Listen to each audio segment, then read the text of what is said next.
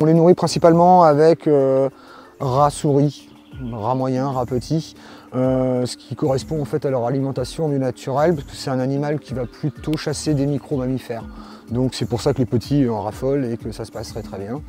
Après on complète cette alimentation avec des fruits et des légumes, ainsi que des œufs, du poisson et du riz. On est très content de pouvoir faire découvrir cette espèce à nos visiteurs parce que c'est une espèce qui est peu représentée. Il y en a environ 150 dans les parcs d'Europe, sur un total de 300 dans les parcs du monde entier.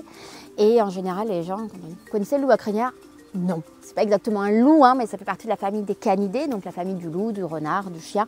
Et c'est le plus grand canidé d'Amérique du Sud. C'est un animal qui est haut, qui en fait est tout fin parce qu'il fait entre 20 et 25 kg, donc c'est beaucoup de poils.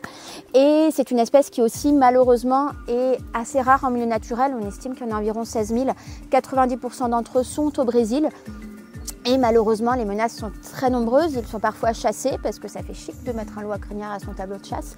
Ils sont persécutés parce que c'est rare, mais ça arrive qu'ils s'attaquent aux poules, aux agneaux, etc.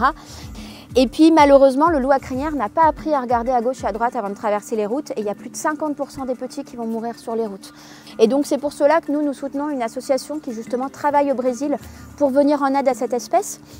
D'une part, en allant sécuriser les portions de route les plus dangereuses, en soignant les chiens errants, en travaillant avec la population pour qu'ils apprennent à aimer, avoir envie de protéger cette espèce.